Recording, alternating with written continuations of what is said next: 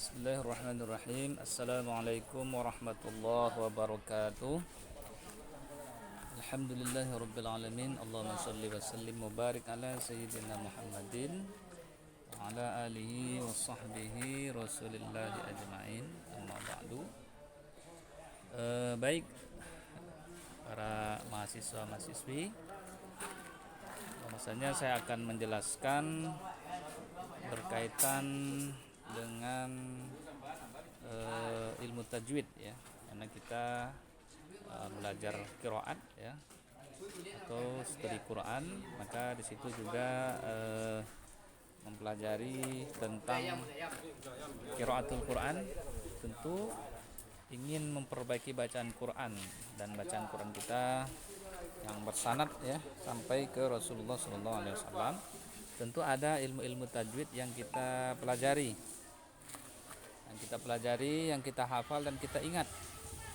Jadi ini kunci supaya kita bacaan tersebut bagus, kemudian kita bisa memperbaiki sendiri ketika kita hafal hukum-hukum tajwidnya. Jadi hukum tajwid yang saya ajarkan ini tidak seluruhnya, tapi poin-poin penting yang saya sampaikan nanti ya. Poin-poin penting yang akan saya sampaikan.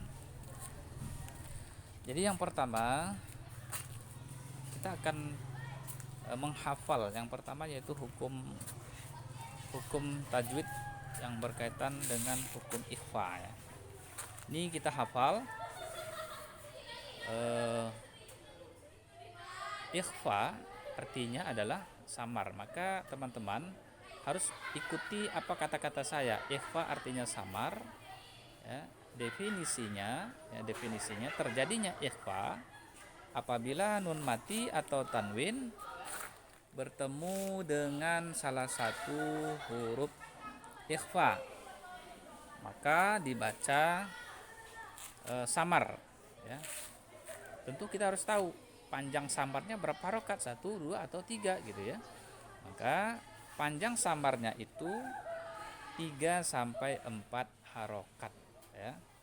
Nah, jadi apabila nun mati atau tanwin bertemu dengan salah satu huruf ikhfa, maka dibaca samar.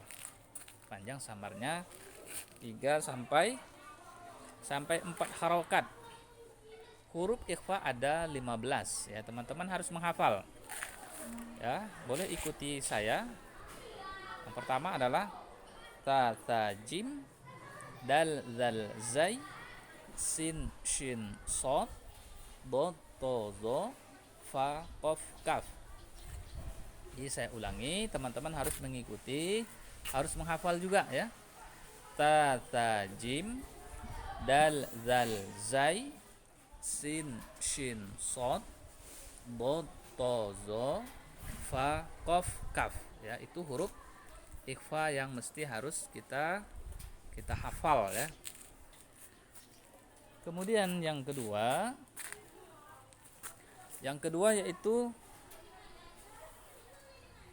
sebelum yang kedua saya berikan contoh dulu ya, contoh cara membaca contohnya. Jadi contoh membaca ikhfa ya, begini. Wala antum abidu, antum ya. Jadi bukan antum, bukan pendek antum, tapi antum. Jadi 3 ketukan ya. Jadi ketukannya itu saya contohkan begini ya. Wala nah, jadi ketukan itu wala 3 ketukan. Itu 3 sampai 4 harokat. Wala antum abiduna ma a'bud. Nah, jadi cara mengetuk 3 harokat begitu caranya. Jadi ketukannya itu kadar standar qiraat, standar murattal. Antum. Nah, begitu. Atau in kuntum. Jadi in kuntum. Jadi begitu cara panjang samarnya tersebut ya.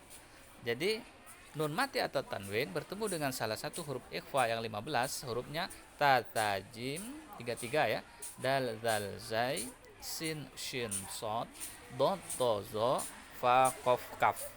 Nah, jadi ada 15. Itu betul-betul harus dihafal oleh teman-teman ya. Dihafal yang 15 tersebut. Jadi contoh bunyinya sudah saya contohkan juga. Kemudian dilanjutkan lagi dengan izhar. Izhar, karena tadi ikhfa, sekarang izhar. Apa arti izhar? Izhar artinya adalah membaca dengan jelas ya. Jelas, tentu jelas dan pendek. Jelas dan pendek. Ya, izhar adalah membaca jelas dan pendek. Definisinya, apabila nun mati atau tanwin bertemu dengan salah satu huruf izhar, maka dibaca jelas ya, jelas dan pendek. Huruf izhar ada 6. Alif, ha, kha, ain, ghain, ha. Bedakan. Alif, ha pedas, alif, ha, kha, ain, ghain, ha. Ha-nya ha besar ya. Tapi tidak terlalu ha besar kali ya. Tapi harus standar aja. Alif, ha, kha, ain, ghain, ha. Ya, ha. Itulah huruf izhar. Jadi definisinya tadi, apabila nun mati atau tanwin bertemu dengan salah satu huruf izhar, maka dibaca jelas dan pendek. Saya contohkan ya. Contohnya adalah min tahtihal An-nya nun mati bertemu huruf alif. Min ifa ya, nun mati berhuruf ta. Min tahtihal anhar. Nun mati bertemu huruf alif. Itu contoh jelas. Jangan disamarkan anhar, tapi jelas dan pendek. Min tahtihal min tahtihal anhar.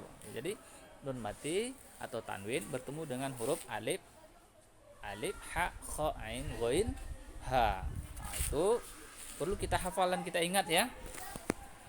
Supaya nanti ketika kita membaca qiraatnya itu tepat ya, kita tahu ini harus samar, ini harus jelas, ini harus dengung dan seterusnya. Ini dua yang betul-betul harus dihafal ya, dihafal dan diingat. Jadi cara menghafalnya, ifa artinya samar, definisinya atau disebut hurufnya ada 15. Ta, ta, jim, dal, zal, zai, sin, shin, sod, dot, to, zo, fa, qaf, kaf. Atau dengan versi kita masing-masing ya masih saya bolehkan, yang penting ikhfanya tepat gitu ya. Tapi versi saya ta, ta, jim, dal, zal, zai, sin, shin, sod, dot, to, zo, fa, qaf, kaf. Itu huruf ikhfanya. Jadi kalau bisa sih kita seragam ya cara membaca ikhfanya itu ya. Nah, itu ikhfanya. Izharnya juga izhar, kalau mau dicontohkan, contohkan ya ikhfanya. Definisinya, apabila nun mati atau tanwin bertemu dengan salah satu huruf ikhfa maka dibaca jelas dan pendek. Huruf izhar ya, apabila nun mati atau tanwin bertemu dengan salah satu huruf izhar, huruf ikhfa, maka dibaca samar. Panjang samarnya 3-4 harokat ya. Kemudian izhar artinya jelas. Hurufnya ada 6. Alif, ha, kha, ain, ghain, ha. Definisinya, apabila nun mati atau tanwin bertemu dengan salah satu huruf izhar maka dibaca jelas dan pendek. Yang ketiga yaitu yang mudah dulu ya, yang pendek dulu ya, yang pendek yaitu ikhfa syafawi. Ikhfa syafawi ya. Ikhfa syafawi ya. Ikhfa artinya samar dengung ya. Arti ikhfa adalah samar dengung.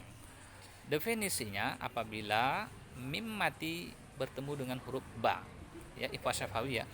Mim mati bertemu dengan huruf ba.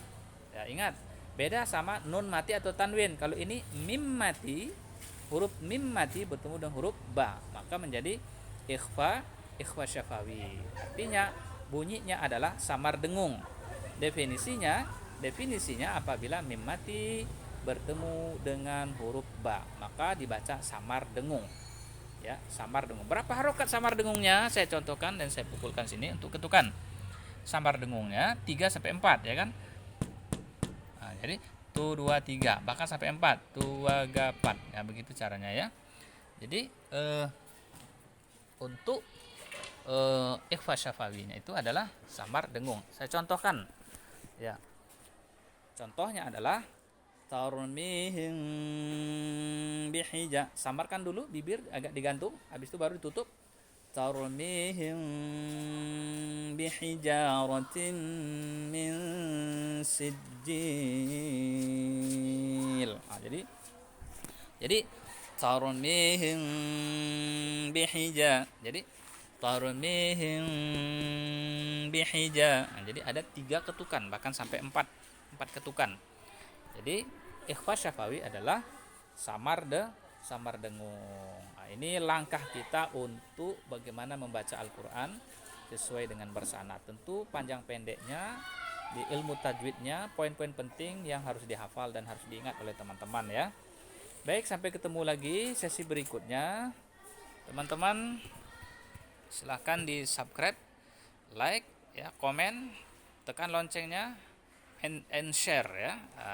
Dibagikan ke teman-teman karena ini ilmu tajwid yang poin-poin penting harus kita hafal dan kita ingat untuk bagaimana kita membaca Al-Qur'an baik dan benar ya. Apalagi kita akan mengajarkan ke depannya setelah ilmu tajwid ini masih ada lagi yang lain belum dijelaskan ya, ilmu tajwid yang lain seperti idgham, seperti qalqalah dan seperti yang lainnya, seperti hukum-hukum tajwid yang lainnya nanti akan saya sampaikan sesi berikutnya.